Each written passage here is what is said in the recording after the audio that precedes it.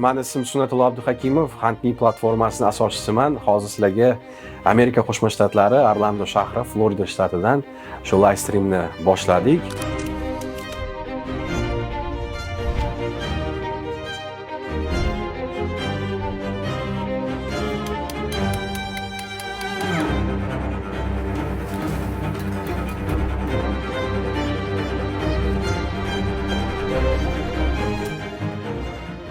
Ko'pchiliginglar bu sohaga yangi kirib kelasizlar. Ba'zilaring o'sha bu biznesda ishlab kelib, kimdirlar biznes ochgan, kimdirlar servis ochgan. Meni asosiy maqsadim sizlarga bugun kerakli ma'lumot yetkazib berish. Hech qanaqasiga dars sotilmaydi yoki qanaqadir kurslarni sotishga harakat qilmayman. Aynan bizning platformamizda ko'proq odamlar ishni qidirib va ko'proq odamlar ishni topgan ishlarni post qilishga imkoniyat yaratib beryapmiz. Sababi hozirgi vaqtda Huntme kundan kunga rivojlangan sababi yuzlab ishxonalar har kun post qilyapti. Hozirgi vaqtda bir kunning o'zida 50 tadan 75 tagacha vakansiya qo'yilyapti. Faraz qila olasizmi, bir kunda 70 marta imkoniyatingiz borki, shu ish topishga. Va bu narsalarni biz har kun gapirib o'tamiz, Huntme'da ko'pincha e'lon qilamiz, lekin har doim ham hamma o'sha ishlarga e'tibor bermaydi va ko'pincha shunaqa bo'ladiki, bu ish chiqibdi, bu kompaniya to'g'ri kelmaydi bizga. Bu ish chiqibdi, bu bunaqa ekan deb ko'p shunaqa muhokamalarni ko'raman va o'sha muhokamalarni kamaytirish uchun sizlar bilan shunaqa streamline qilmoqchi edimki, sizlarga qulay bo'lgan ma'lumotlarni berish uchun. Hozirgi vaqtda 10 yildan buyon shu sohada ishlab kelaman va bilasizlarmi, ko'p narsani o'rgangan holda Amerikada o'tgan qiyinchiliklardan keyin bir narsani bildimki, inson hech qachon o'zini yonida bo'lgan imkoniyatlarni yoki atrofida bo'layotgan networkinglarni sezmaydi. Ko'pincha kimdir qanaqadir rezultatga erishgandan keyin, shunaqa odam qilibdiki, qayerdan qilibdi? Mana shu joyda o'qibdi, palon joyda o'qibdi. Keyin ishni qayerdan topibdi? Misol uchun Huntme'dan topibdi. deydi. Bo'lmasa mana logistika kiraman, necha pul topyapti? $1000 topyapti. Bu sohaga kirayotganingizda siz asosiysi qancha pul topishingiz emas, ko'proq oxirida qanaqa rezultatga erishishingiz muhimda.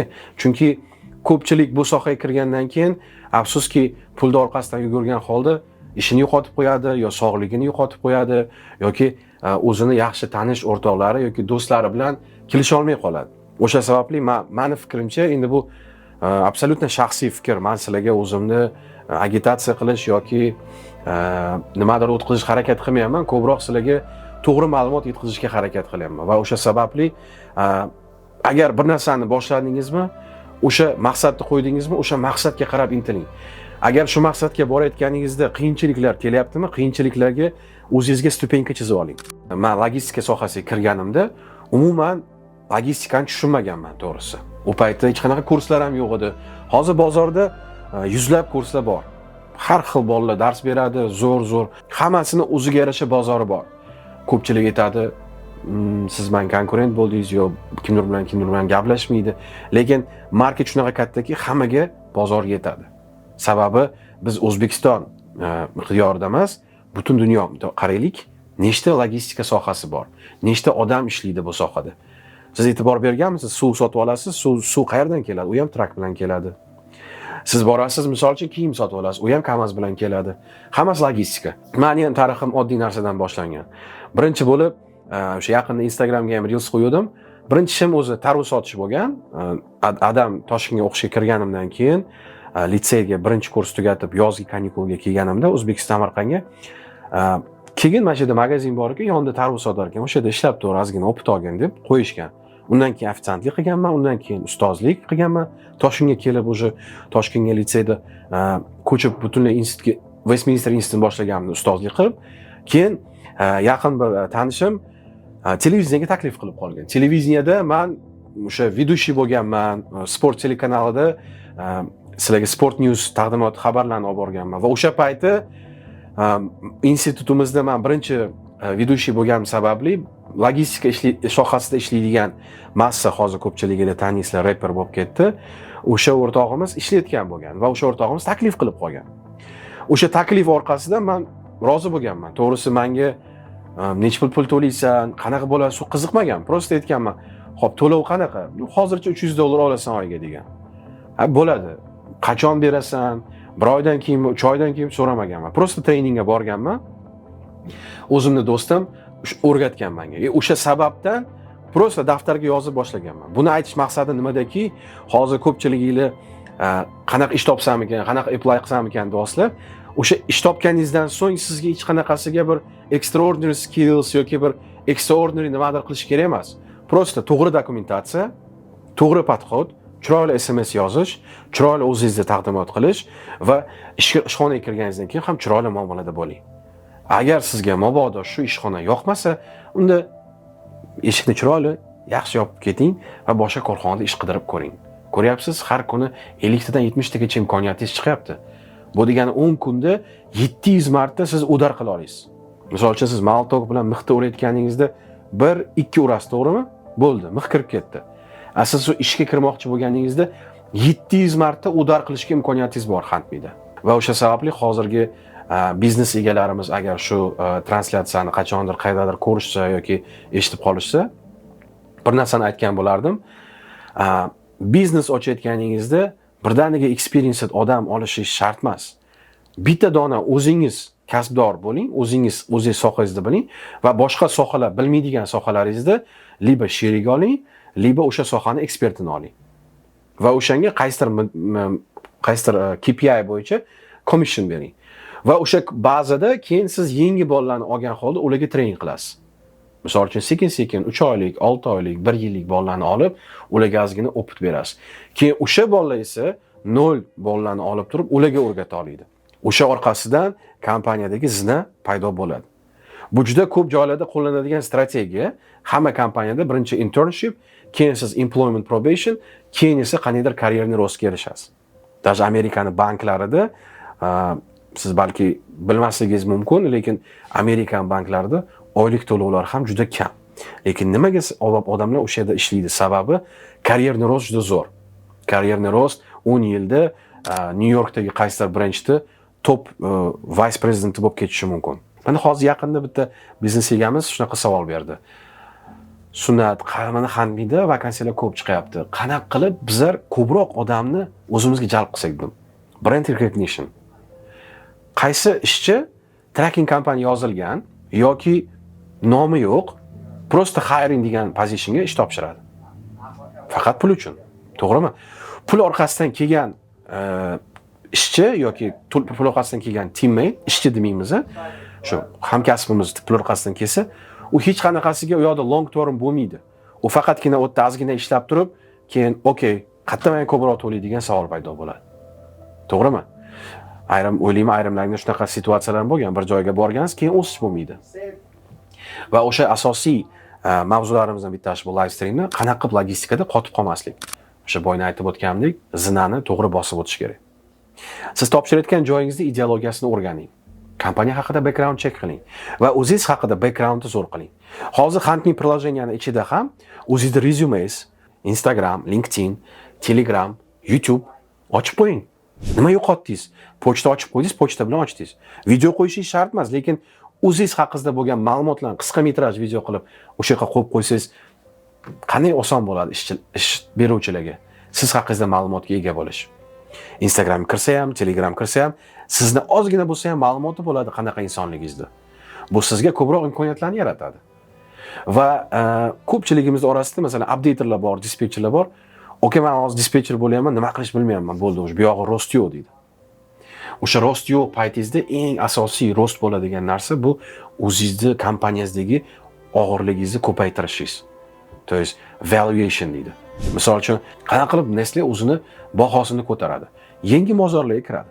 Misol uchun Amerikada ishlab turadi, Yevropada ishlaydi, O'zbekistonga, Qozog'istonga kiradi, to'g'rimi? Xuddi shunday siz kompaniyani ichida divisionlarga aralashing. Division deganimda borib HR departamentga borib nimadir qiling demayman. Misol uchun, siz dispetchersiz, har kun yuk olasiz.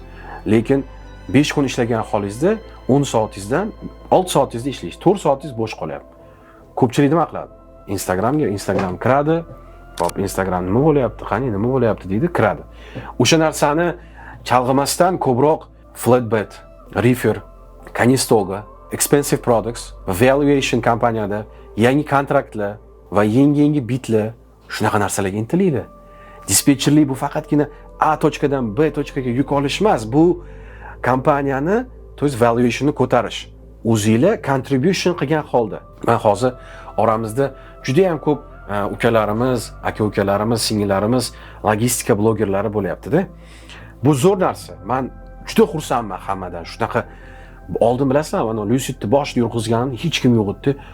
O'ylardim, nima kontent qilsam ekan. Hozir shunaqangi nima deydi, bozorda igroklar ko'paydiki, что kontent o'zi bir-biridan kelib chiqyapti. Crossover content deydi bu narsani. Va bu narsa auditoriyaga yoqyapti. Va bir narsaga e'tibor bergan bo'lsanglar, auditoriya hamma strandsani follow qiladi. Chunki ko'p emas-da. 10-15 ta o'zi. Hammaga bo'lgan murojaatim shundan iborat bo'ladiki, brend identitikani zo'r qiling. O'zingizni nomingizni zo'r chiqaring. Mana sizga qotib qolmaslikning uslubi. Misol uchun ba'zilar prosta Telegram ochyapti, ba'zilar prosta kurs sotyapti. Nima uchun sizlar faqatgina shu bitta narsada stak bo'lib qolyapsiz? Nima uchun shu narsalarni boshqa bozorlarga taqdim qilmayapsiz? Qayerqadir boring, bir narsa qiling deyilmayapti. Prosta o'zingizni brendingizni yarating. Masalan, Michael HR specialist, professional in recruiting drivers for drive-in, flatbed, Conestoga reefer. That's it. Sizga nafaqat o'zbeklar, qirg'izlar chiqadi, qozoqlar chiqadi, amerikanlar chiqadi. Menga ham driver topib ber deydi. O'zimizda tayyor instrumentlardan foydalangan holda biz o'zimizni biznesimizni va sohamizni rivojlantirishimiz kerak. Hamkasblar, aziz do'stlar, bu murojaatim hammalarga. Kelinglar birlashaylik. Birlashgan holda o'saylik. Handme o'ziga hamma narsani hamrab olish niyati yo'q. Handme sizlarga yordam berish maqsadi bor.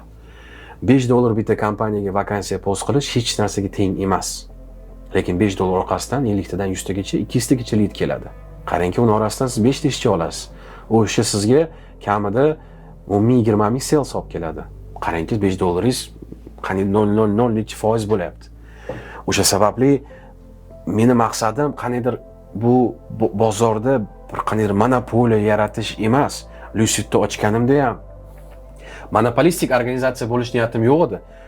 Afsuski, boshqacha yo'nalishda ko'proq odamga yordam berish. Nima uchun O'zbekistonda kredit kart kompaniyalar, nima uchun Amazon kompaniyalari outsource servislarini olib kirmayapti? Nimaga? Sababi bizning auditoriyamiz tayyor emas. Agar bizda ko'proq ekspertlar, ko'proq o'quv kurslari, ko'proq spetsialistlar ko'paysa, shuncha ko'p kompaniyalar kirib keladi. Endi savol beraman.